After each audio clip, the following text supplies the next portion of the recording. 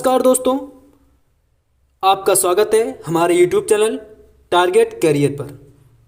आशा करते हैं आप सभी लोग स्वस्थ होंगे और अपनी पढ़ाई को रेगुलर चला रहे होंगे। जैसा कि आपको पता होगा कि हमारे YouTube प्लेटफॉर्म पे सुपर टेट और टेट की क्लास को फ्री में प्रोवाइड नोट्स के माध्यम से कराया जा रहा है। जो भी भाई बहन हमारे चैनल पर नया हो तो चैनल को सबसे पहले कर ले सब्सक्राइब, जैसे कि हमारी आने वाली वीडियो आप सभी के पास पहुंच सके। आज हम संस्कृत की क्वेश्चन सीरीज लेकर के उपस्थित हुआ हूं। इसमें वो क्वेश्चन रखे गए हैं जो परीक्षा में पूछे जाते हैं और पूछे जाने की संभावना रहती है। चलते हैं, आपका ज़्यादा समय वेस्ट ना करते हुए क्वेश्चन पर चलते हैं। अगर आपको क्वेश्चन अच्छे लगे तो वीडियो को लाइक कर दीजिएगा। चलो क्वेश्चन देखते हैं क्या है। वर्ण का अर्थ जानते हैं कि वर्ण का अर्थ क्या है। क्या पद होगा या शब्द होगा या वाक्य होगा या अक्षर होगा। तो इसका करेक्ट जो आंसर होगा वो अक्षर होगा। वर्ण का अर्थ जो है अक्षर है। सबसे पहले जान लेते हैं कि कई वर्ण मिलकर शब्द बनते हैं और कई शब्द मिलकर वाक्य का निर्माण करते हैं। चलते हैं, नेक्स्ट क्वेश्चन को देख लेते हैं। क्वेश्चन पूछा गया है कि स्वर के कितने भेद हैं, जो कि मैंने आपको बताने का प्रयास किया था। जिस किसी ने हमारी अभी तक संस्कृत की वर्णमाला चैप्टर को नहीं देखा है, आप हमारे प्लेलिस्ट में जाकर संस्कृत की वीडियो को अवश्य वॉच कर लें। जब आप उन वीडियो को देखे रहे होंगे आपको क्वेश्चन करने में बड़ी आसानी होगी। चलते हैं, देखते हैं कि स्वर के कितने भेद हैं, जिसमें मैंने आपको बताने का प्रयास किया था कि स्वर जो है ये 3 प्रकार के होते हैं। एक ह्रस्व स्वर होता है, एक दीर्घ स्वर होता है और तीसरा जो होता है प्लुत स्वर होता है। ह्रस्व क्या होता है, जिसमें एक मात्रा का समय लगता है, उसे ह्रस्व स्वर कहा जाता है। और जो दीर्घ स्वर होता है, इसमें ह्रस्व से 2 गुना समय लगता है, उसे दीर्घ कहते हैं। और प्लुत स्वर जो होता है, इसमें ह्रस्व से 3 गुना समय लगता है, उसे प्लुत स्वर कहते हैं। तो बात करते हैं कि स्वर के कितने भेद हैं। ये 2 नहीं होगा, 5 नहीं होगा, 4 नहीं होगा, तो करेक्ट आंसर हो जाएगा 3। स्वर के 3 भेद हैं। आशा करते हैं आपको क्वेश्चन अच्छे लग रहे होंगे। अगर आपको क्वेश्चन अच्छे लगे तो आप वीडियो को लाइक कर दीजिएगा और चैनल को सब्सक्राइब कर दीजिएगा और ज़्यादा से ज़्यादा अपने दोस्तों के साथ शेयर अवश्य कर दीजिएगा। चलते हैं, नेक्स्ट क्वेश्चन की तरफ बढ़ते हैं। व्यंजन का दूसरा नाम, हम व्यंजन को किस नाम से जानते हैं। व्यंजन जो है इसका दूसरा नाम क्या है। जैसे कि मैंने आपको प्रत्याहार यानी कि महसर सूत्रों को पढ़ाया था, उसमें मैंने प्रत्याहारों को भी बताया था कि किस प्रत्याहार में कौन से वर्ण रखे जाते हैं। तो जान लेते हैं, क्या व्यंजन का दूसरा नाम अच है? नहीं। क्या व्यंजन का दूसरा नाम सल के नाम से जाना जाता है? नहीं। क्या व्यंजन को इक के नाम से जानते हैं? नहीं। तो व्यंजन का जो दूसरा नाम है वो हल है। अच जो है इसमें सभी स्वरों को गिना जाता है, ये स्वर का दूसरा नाम अच है। और सल प्रत्याहार में कौन से वर्ण रखे जाते हैं? ऊष्म वर्ण रखे जाते हैं, ठीक है। और हल में व्यंजन वर्णों को रखा जाता है। जितने भी व्यंजन होते हैं वो हल में काउंट किए जाते हैं। आगे देखते हैं, जो हमारा नेक्स्ट क्वेश्चन होगा। पूछा गया है कि स्वर और जो स्वर है उसको और क्या कहते हैं या किस नाम से जानते हैं, उसका दूसरा नाम क्या है। कि हल के नाम से जानते हैं, जैसा कि मैंने अभी आपको बताया था, हल को व्यंजन के नाम से जानते हैं। व्यंजन का दूसरा नाम हल है, ठीक है। क्या अक के नाम से जानते हैं? नहीं। क्या जस के नाम से जानते हैं? नहीं।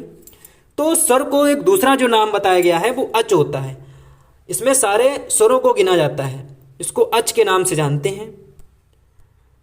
नेक्स्ट क्वेश्चन को देखते हैं कि जो नेक्स्ट क्वेश्चन है, क्वेश्चन कहता है कि स्पर्श व्यंजन के अंतर्गत कौन से वर्ण रखे जाते हैं। स्पर्श व्यंजन में कौन से वर्ण रखे जाते हैं, ऐसे कौन से वर्ण हैं जो स्पर्श में काउंट किए जाते हैं। मैंने आपको बताने का प्रयास किया तो का देव माँ अवसाना, का आदि में हो और माँ अवसान में हो, उसे क्या कहते हैं? स्पर्श कहते हैं। कादयो मावसाना स्पर्शा। का से लेकर मां तक जो वर्ण होते हैं उनको स्पर्श के नाम से जाना जाता है। क्या का से पा तक होगा? गलत। का से ना तक होगा? नहीं होगा। का से मां तक होगा? करेक्ट आंसर ये होगा का से मां तक होगा, ना का से क्या तक होगा। ठीक है, आगे देखते हैं कि हमारा जो नेक्स्ट क्वेश्चन क्या है। पूछा गया है कि व्यंजनों के कुल कितने भेद हैं। जैसे कि अभी क्वेश्चन पूछा गया था कि स्वर के कितने भेद हैं, तो बताने का प्रयास किया कि स्वर के 3 भेद होते हैं। उसी प्रकार पूछा गया है कि व्यंजनों के कुल कितने भेद हैं। व्यंजनों की जब भेद की बात करते हैं तो सबसे पहला जो भेद होता है तो स्पर्श होता है, स्पर्श व्यंजन होते हैं।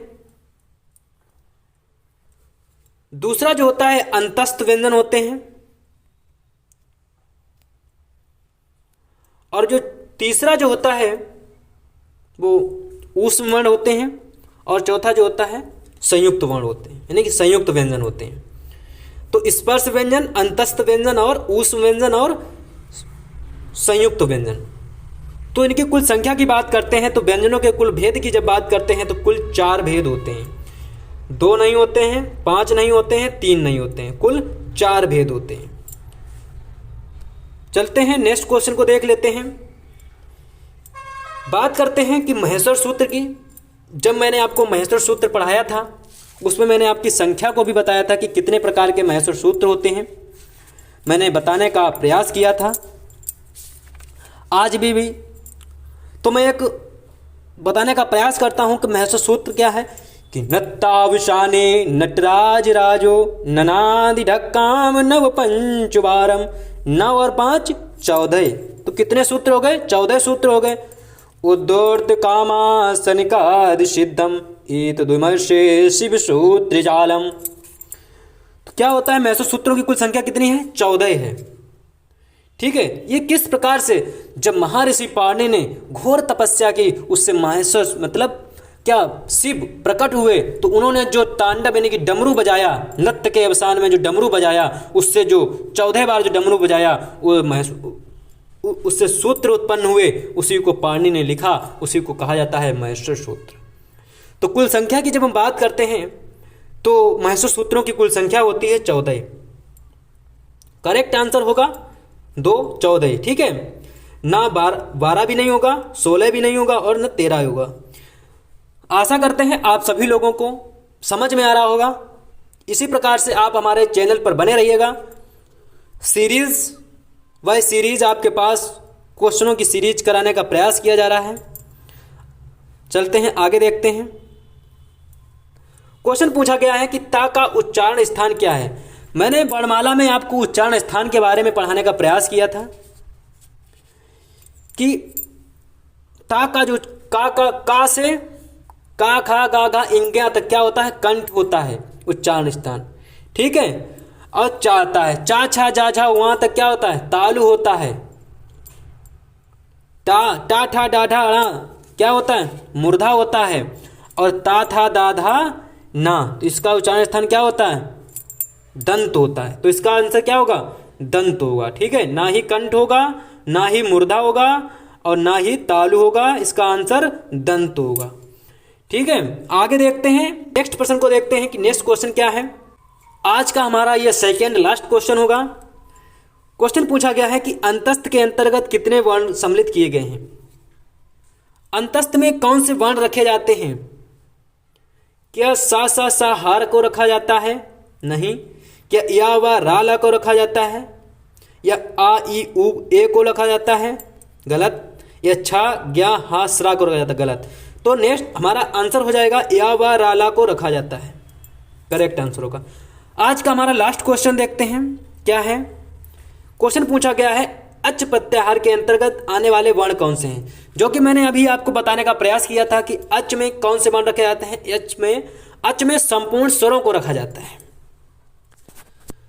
अच में संपूर्ण स्वर रखे जाते हैं। संपूर्ण स्वर कितने होते हैं? संस्कृत में 9 होते हैं। अब इसमें आप देख लीजिएगा क्या आ ई उ री ली होते? गलत। आ ई उ टा होता है? गलत। आ ई उ री री ए ओ गलत होगा। तो आंसर हमारा करेक्ट 4 होगा। आ ई उ री री ए ओ ऐ ओ, ये करेक्ट आंसर होगा इसका। ठीक है, आशा करता हूँ आप सभी को समझ में आ रहा होगा। आपको अगर पीडीएफ चाहिए हो तो आप हमारे कमेंट में लिख सकते हो, आपको पीडीएफ प्राप्त हो जाएगी। कल फिर भी अब जो सीरीज चल रही है संस्कृत की क्वेश्चन सीरीज डेली आपको प्रोवाइड कराई जाएगी। इस चैप्टर के जितने आने वाले क्वेश्चन होंगे, जो क्वेश्चन आगे बन सकते हैं, उन सभी को रखा जाएगा। धन्यवाद।